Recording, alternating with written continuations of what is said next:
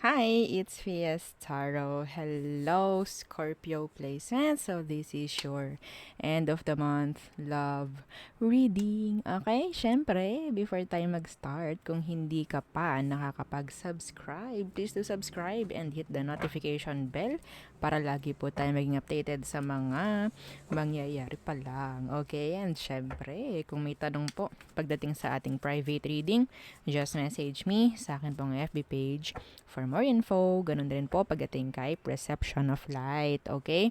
And yeah, if you're interested sa ating all-in-one Evil Eye bracelet, and sa ating Evil Eye ring and sa ating Evil Eye necklace, just message me. Okay? So, kung may mga katanungan pa, yan, message lang po kayo, ha? Okay. So, yeah, let's start. Scorpio placements. So, ano bang meron sa situation? Scorpios. Okay. Scorpio. Okay. The Four of Cups in reverse. Someone or something. Something talaga. Hindi, pagdating kasi sa situation, ang nakikita ko, merong open pagdating sa emosyon or pwedeng merong gusto na mag-open up pagdating sa emosyon. Okay? Yeah. Oh, the Knight of Wands. Someone wants you, likes you, like, meron ditong gustong iperso ka or meron ditong gusto mong iperso. Okay? Yeah. May energy rito na gustong malaman kung ano talaga yung totoong intention ng isang tao. Parang ganyan eh. Meron din akong nakikitang ganyang energy. Ano talaga yung totoo niyang intention? Parang ganyan. Kasi si Knight of Wands, for me, hindi siya like consistent. Okay? So, pwedeng may nagtatanong, may mga naguguluhan, ano ba kaya? Ano ba talaga? Okay? Yung totoong emosyon or intentions ng tao. Okay? So, tingnan natin ano bang meron sa kanya. Scorpio. And yeah, nandiyan yung na-attract ka na or parang na-attach ka na. So, tingnan natin. Scorpio. Anong meron sa taong ito? Days of Wands in reverse. So, pwedeng in and out itong taong to pagdating sa'yo. Okay, Days of Wands in reverse. May chance na nagkaroon kayo ng on and off ng taong ito. Okay? So, yeah, the Six of Cups. Some of you, this is your past. Okay, this is your past person. Oo. Some of you, pwedeng bumabalik. Okay? Nandoon pa rin, sabihin natin yung mga issue. Okay? Na hindi nabigyang linaw noon. So, hanggang ngayon, nandiyan dala-dala. So, kaya may nagtatanong, ano ba talaga ang totoong intention nito? Bakit ba siya bumabalik? Or bakit nandiyan pa rin siya? Or bakit hindi ko pa rin talaga totally ma-let go? Okay? So, iba sa inyo, may komunikasyon. Okay? So, tingnan natin, ano ba talaga ang intention ng taong ito sa'yo, Scorpio? Ano ba talaga? Okay. So,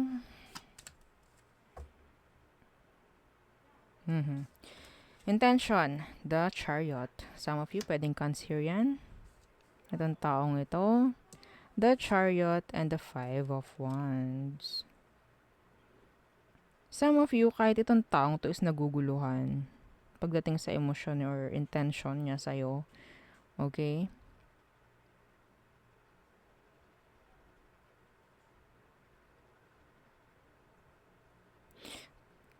Ang nakikita ko, pwedeng nahihirapan itong taong ito kapag nandyan yung distansya.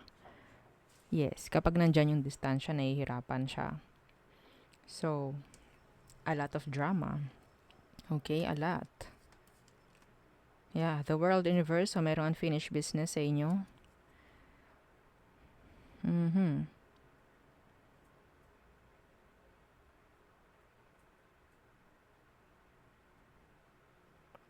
Hindi malaman sa kanya. Yeah, hindi malaman. Acting hot and cold. Yeah. Okay.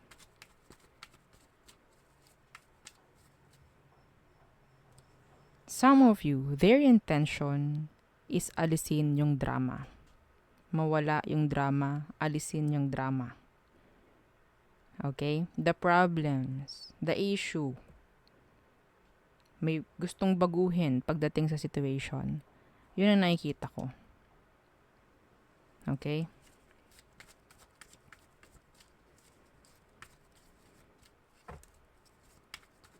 Some of you, tutulungan ka nitong taong ito na mas maging ma-effort pagdating sa sarili mo.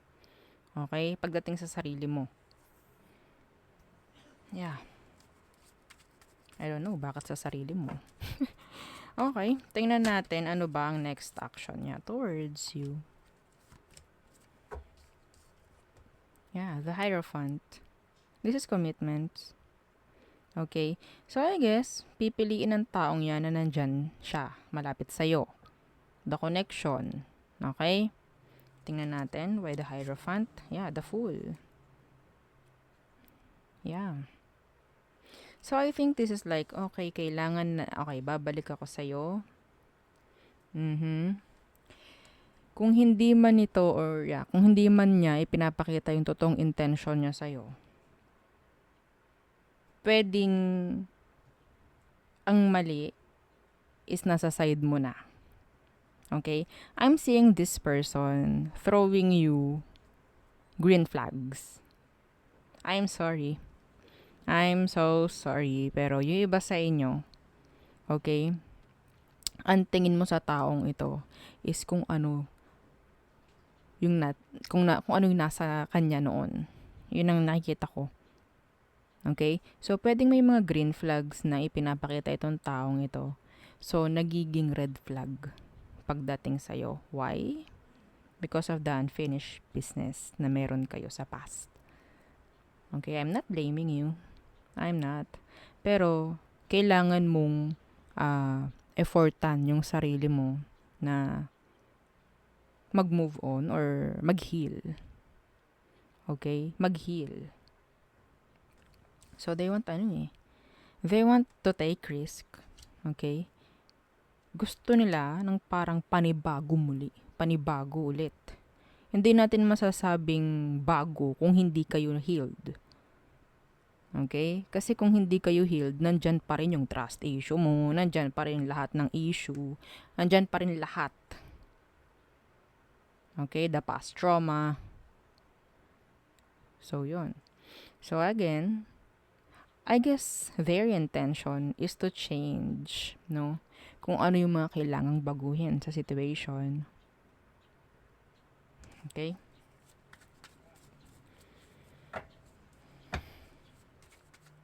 Yeah, gusto nila mag-take risk. Gusto nila ng panibago muli na pagkakataon dito. Okay? So, unang-una pa lang, the Knight of Wands, andyan yung goals, pero sa tingin mo parang hindi tama or parang hindi okay to. Kasi, kung anong meron ngayon, ang tinanong natin kanina, ano bang tingin mo sa taong to, anong meron sa kanya? Yung past mo na hindi naging okay pagdating sa'yo. Okay? So, yeah. Tingnan natin anong magiging outcome nyo or advice for you, Scorpios. Yeah, see, the world universe. Nakaka-apekto pa rin yung past ninyo. Okay, nakaka-apekto pa rin. Ito is yung unfinished business na meron kayo. So, ito yung kailangang baguhin. Okay? See? The sun universe. Ito yung sobrang nakaka-apekto. The sun, dapat naka-upright yan, naapektuhan nitong the world na naka-reverse. So, sabi ko nga, yung green flag na gusto ng taong ito pagdating sa situation, nagiging red. Pagdating sa paningin mo. The Ace of Swords. This is clarity. Okay? Ito yung katotohanan. So, maybe, itong taong ito, gusto na nito ng clean slate na sinasabi. A new beginning. Okay? So, enough with the tawag dyan, pag-overthink, kasi pwedeng nakaka-apekto nga yan. Yeah, and some of you, you need to heal. Okay? You need to heal. Yeah. See? The Page of Cups. Someone's emotion is, sabihin nating genuine na. Okay? Genuine. I don't know kung may makaka-relate dito. Pero yun ang nakukuha ko. Okay? Ito ang hirap kapag hindi ka focus sa healing ngayong dumarating itong taong ito. Okay? If this is a new person, ito okay, yung iba sa inyo, if you're dealing with a new person, may chance na nasasabotahe itong bago na to dahil sa past. Kasi kung anong tingin mo sa past, ito ulit yung parang tingin mo sa bago na to. Okay? So, yun, ha? Well, it's up to you. Okay? Tingnan natin anong meron pagdating sa, nakita ko 11:11 sa ating orasan. Okay. Angel number 11:11.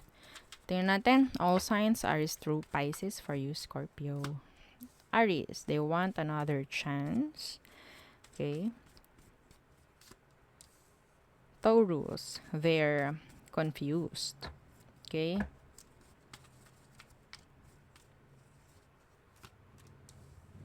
Gemini, there's mixed signals. Confused din si Gemini. Cancer, some of them, they're not ready to settle down with you. Pwedeng meron din silang problem pagdating sa pamemera sa ngayon. Okay? Leo,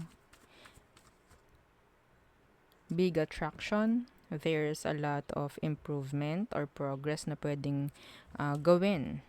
Okay? Ni Leo, or ganyan ang tingin niya sa'yo. Okay? Virgo, some of them, they're like a liar. Okay? Hindi sila nagiging tapat. Some of them, takot sila na maging tapat. Okay? Na maging totoo. Libra, overthinking, they're upset, they're sad, a lot of, daydreaming. Okay? Scorpio, being careful. Okay?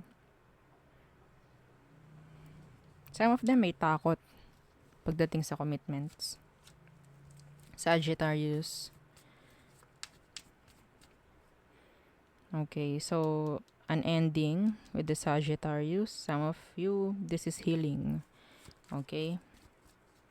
Capricorns. So, a decision. Okay? Trying to be open. Aquarius. Aquarius, so distant, avoidant si Aqua pagdating sa'yo. Pisces, cold, detached. Okay? And silent pagdating sa'yo.